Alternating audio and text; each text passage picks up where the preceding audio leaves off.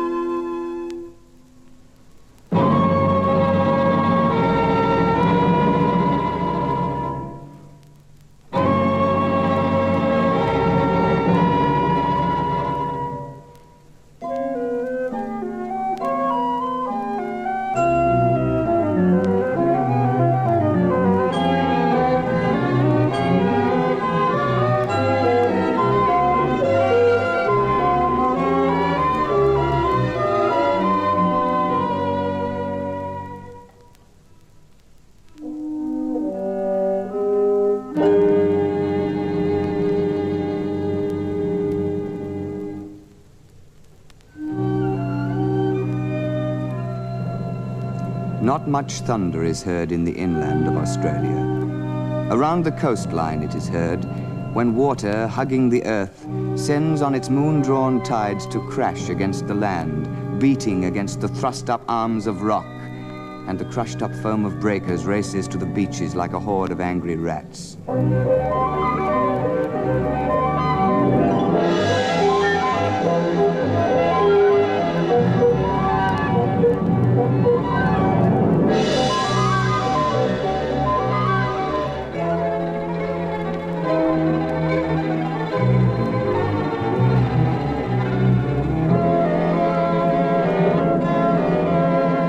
But in the inland there is not much thunder.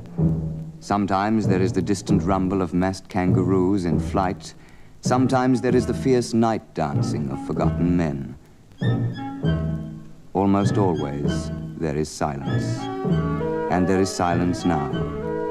And briefly the bland and stupefying moon eases the land of the torment of the drought.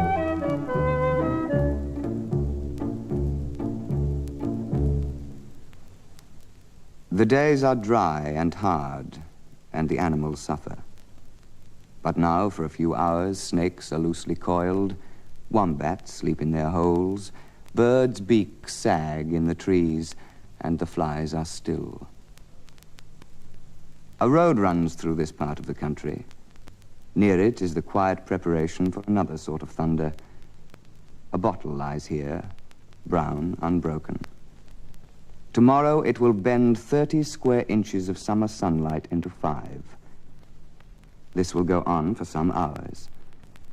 Before noon, more than 1,200 square miles of bushland will be totally destroyed.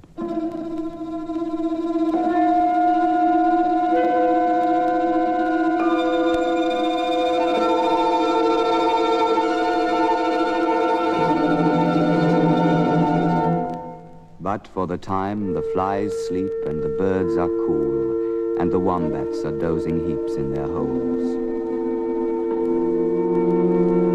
Now the dawn, the beginning again, the Australian bush dawn, the quietest pageant of the earth.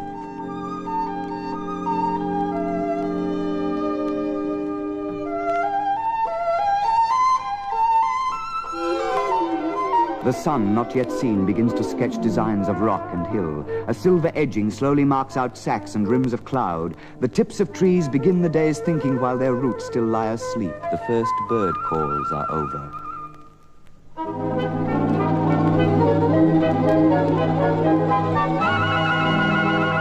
The crest of a ridge grows sharp, and the side in darkness for a time grows darker, and the air becomes warmer with every minute. In a paddock, sheep have woken and are standing, moving slowly over their land as the foam of calm water might move over rocks and sandbars.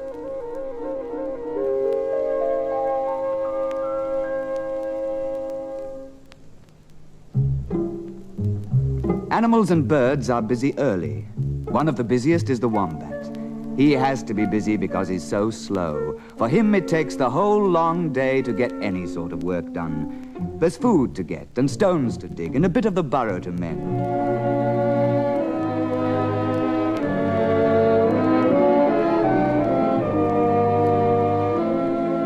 There are leaves to find for his tunnels and things to visit.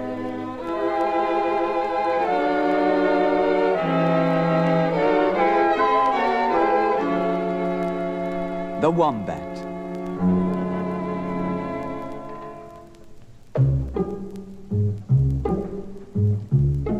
The wombat comes from a pleasant family, fussy and gentle, slow-minded and polite. He's a close cousin of the koala bear who took to the trees a long time back to get away from it all. The wombat has a duck-billed tail and a duck-billed nose and a duck-billed mental life.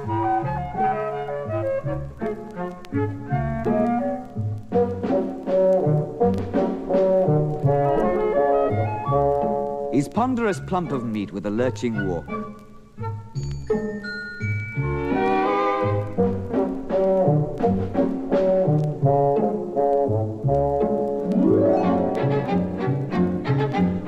Everything likes a waddler. The wombat lurches on, slowly minding his own business.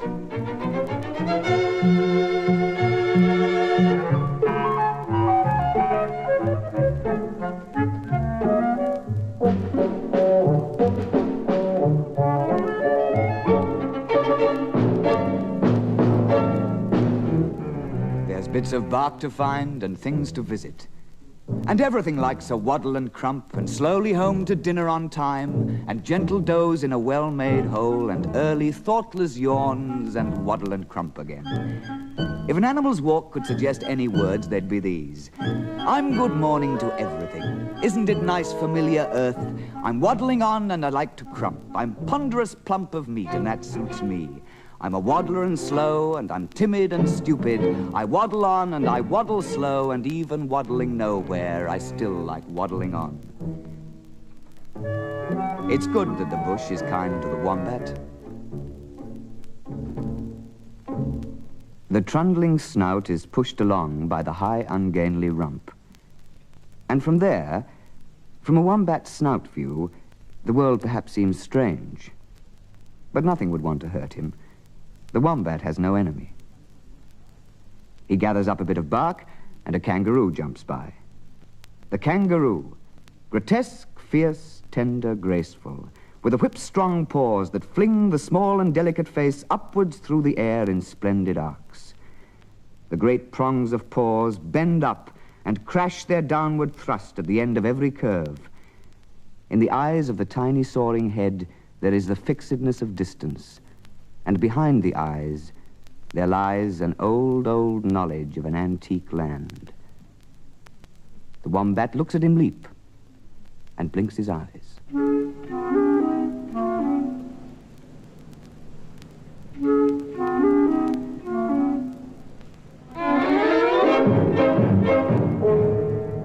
The wombat almost stumbles over a brown, round thing of glass. That's what comes of trying to think and letting the waddle and crump take care of itself.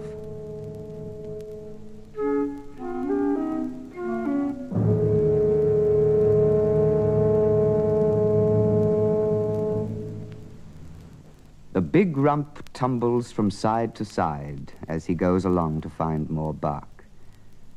Unconcerned, the friend of all the bush moves away from the prism of glass that will lead to the killing of almost every living thing in the bush before 12 o'clock.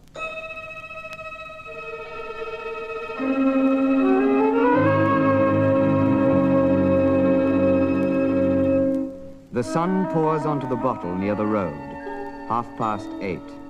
The curve of the glass bends the sun's light to a slim, searing line across the dry leaves underneath. The edges of the leaves begin to curl. On the way back to his hole, the wombat hears a muttering in the trees. He's waddling underneath Koala Cousin, who sits and nibbles a gum tip on a branch. Not many koalas left now, because there aren't many gum tips left, and only these can keep the koala alive. There are many small bears dead on the ground because drought has stifled the eucalypts. The wombat surely likes koalas, furry and round with flat painted noses, as inoffensive as himself.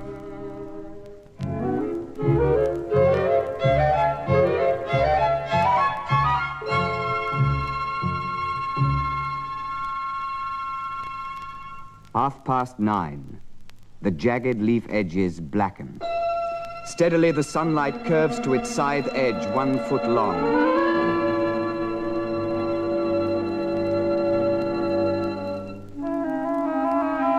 At the edge of his hole, the wombat lurches over a brown bush snake. The snake, knowing perhaps that the wombat's eyesight isn't very good, slithers himself away. Everything likes a waddler.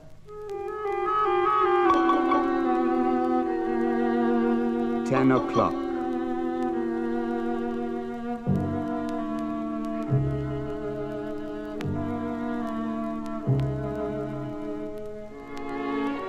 The base of the bottle cracks off with a sharp, small explosion.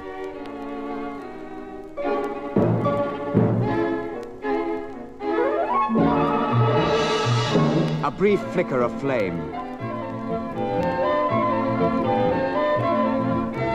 The wombat trundles the sand away, using his nose as a spade. Then he lies on his side to dig and mend his burrow. He makes a much better job of it than the impatient rabbit.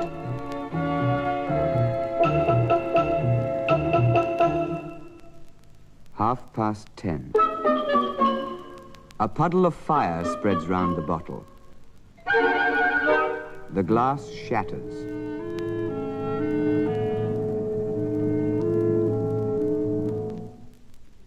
The wombat doesn't keep any sort of lookout. He doesn't need to. Only an inexperienced dingo might attack him. The wombat can hurt the dingo. He backs tail end first into a fight. And the dingo learns that teeth have no effect on thick, fat-encrusted hide.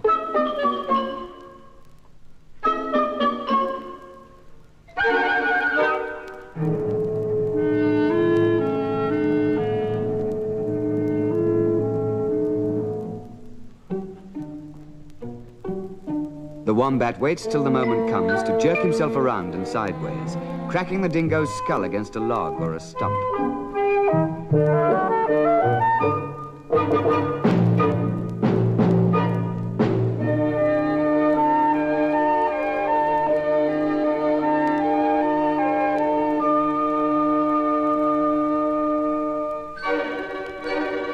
A 11:15.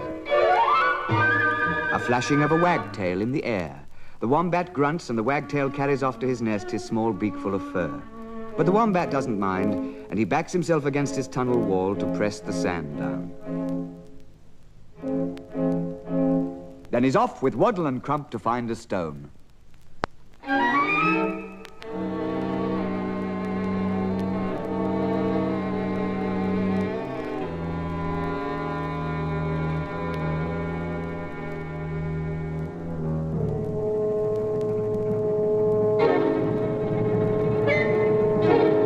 The thunder has begun.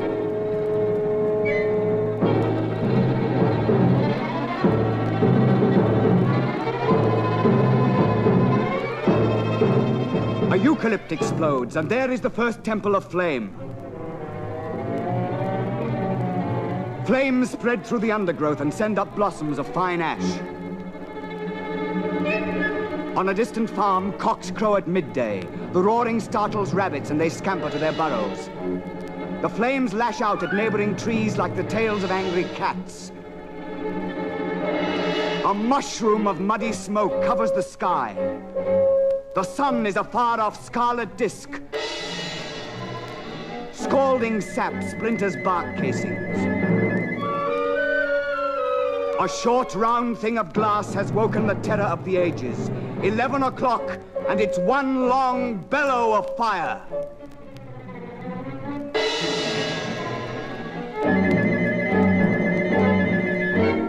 The snake that let the wombat go makes hysterical whiplash patterns in the air and hisses out his life. The dingo, cunning and unconquerable, unconquerable through his cunning, turns to watch the screaming dance of the approaching fire. The tutorship of his line of sires and of his own experience crowds forward in his mind. The dingo is the knotting up of nature into a cord of hard, unfraying toughness. He is savage. He is resolution without concession. He is animal that masters. He is ruthlessness, courage, and majesty. The dingo stands. He pants easily now and waits. He saves his breath and his blood. He alone has a chance to live. The long, old knowledge of his line of sires moves into the strong spread paws and the heavy muscled jaws. He must race through the fire.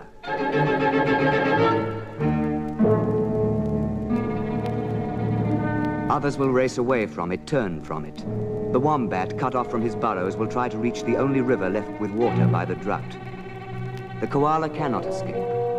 He will, of course, fight for life in the prison to which he has committed himself, the trees that grow the only food that he can live by. The kangaroo may have a better chance. His huge legs might be faster than the fire. Even if the wombat turned, went through the fire, he still might be too slow, and the wombat is very slow. But the dingo has a chance, and he lies down now as the fire approaches, flops on his chest and splays out his paws, and pants very easily to save his heart. He closes his eyes and listens to the flames. The marvelous fine mesh of muscle at the root of either ear manipulates the pointed shapes with delicate precision. In perhaps 3 minutes, his contest will come. There's a waddle and half a crump, and the wombat stops and stares at a tree. There's a sound in his ears that he's heard before. Something is wrong. A dingo canters past and he has his mouth shut. And where have the rabbits gone? They're always flying in and around the bushes, but there aren't any now. The kangaroos seem to be bounding to a gathering somewhere behind him. The air has grown warmer and he has heard this noise before. Go back to the burrow. Crouching without a sound in the darkness, he has tunneled into the earth. His safety. But his burrows are there where the noise is. Noise. And the air getting hot. And the animals gone. The blaze has blackened 80 yards of land. In the next hour, it will burn out 20 miles. It isn't a fast fire yet, 20 miles in an hour. But that's too fast for many of the beings of the bush. For the wombat, half a mile in an hour. It's much too fast. The wombat pushes up his head. Smoke chokes his nostrils.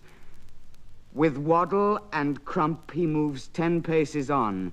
Still there's smoke. His duck-billed nose is damp as the smoke strains out his tear ducts to protect his eyes. The river is half a mile away, and his instincts tell him, there. And with waddle and crump and lurching on, he begins to see it, twisted through the shimmer of smoke and tears. It's very much hotter now, but the lurching can't be faster, and the rump, so much higher than the trundling, weeping head, grows hot. If his fat weren't covered by hide, it would flash into flame. Nothing matters now but desperate crump and waddle, and the river still 90 yards away. The fire a half of a mile behind, the river 90 yards ahead. No odds for a wombat. He's not an animal to survive the bush when it thunders this way. Dozens of his koala cousins have died in the trees. They couldn't move, of course, but they clung on hard to the branches as the skin was burnt like fresh wet paint from their snouts, gripped on hard till their hearts were stopped with smoke. And they fell like small round torches, lost in the flame.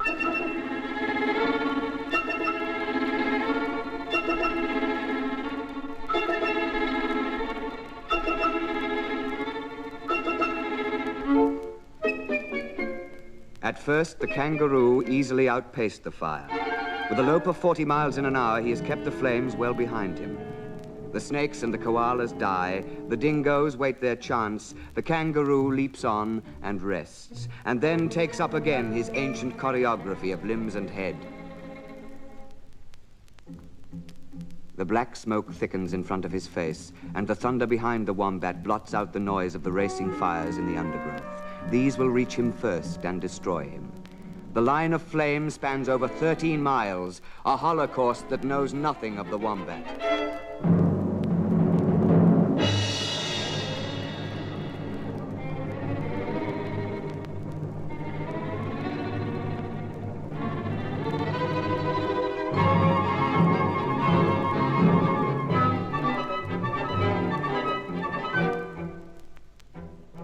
The dingo moves himself to his feet with the shouting flame 200 yards away. He shakes himself briefly like a dog, and then tilts back his head with the action of a wolf, and he starts forward, moving easily to meet the fire. And as he moves, his body sinks lower, and the paws work harder on the ground, giving an athlete's rhythm, working harder. And then the long, lean head sits low, and the body gathers speed with the powerful galloping action of the paws. And seconds before he meets the flames, the dingo reaches cheetah speed and plunges through them, eyes shut, head thrust down between the flashing forward legs.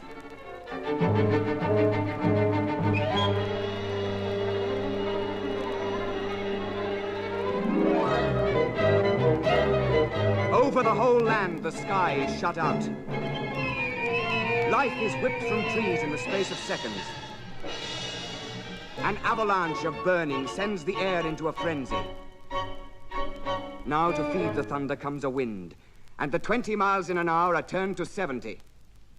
The flames have trapped the flying kangaroos. They're tough and they leap with instinct, and before they die, they smell the sweet, strange scent of roasting flesh. Their mighty paws still strike the ground while their heads loll downward in death, jerking with each shudder of the body. Then the crash, sudden and complete.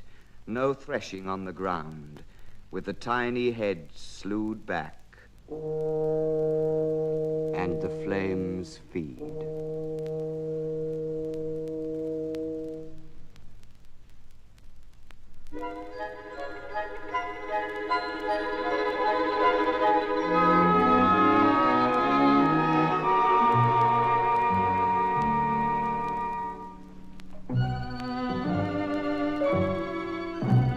The river yards ahead of his snout now, just 7 yards. Lurch and crump have sunk to slovenly heave and slide. The flames have washed over him twice, and there are little scrub fires in his fur. The smoke has made him sob to catch his breath, and the heavy continual sobbing takes up most of his last strength. His eyes are blind with hot fluid, but his snout detects the river 5 yards on. And his last fragments of life tell him, there.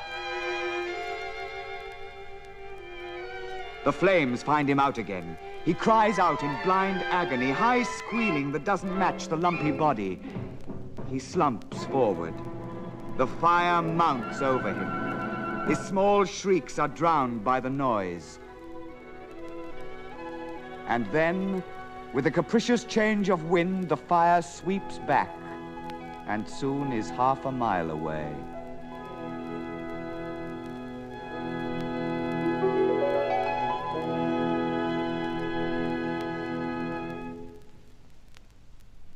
The wombat is left in the smoking bush, undetectable black among black, still breathing, almost dead. A travesty of wombat. And yet there is a lurch. Waddling won't be possible again. There's no strength left for crump. And there's another lurch. He makes the miracle of reaching the river. Slowly, he slides underwater.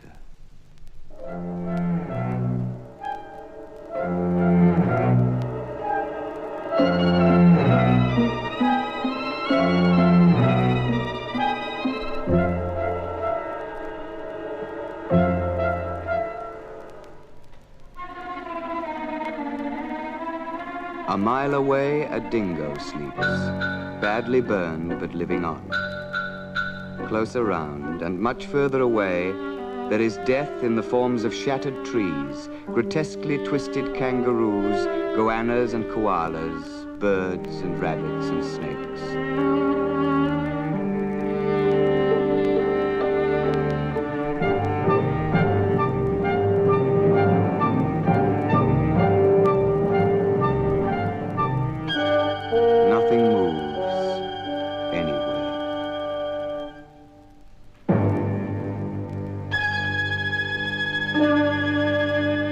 The wombat moves to a soft death now. His fat, charred rump bobs slowly above the water as he drowns.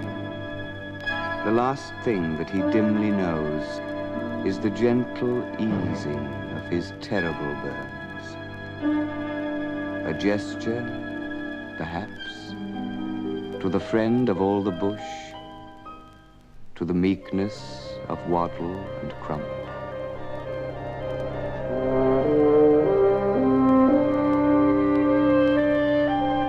When the sun sets, the thunder has gone.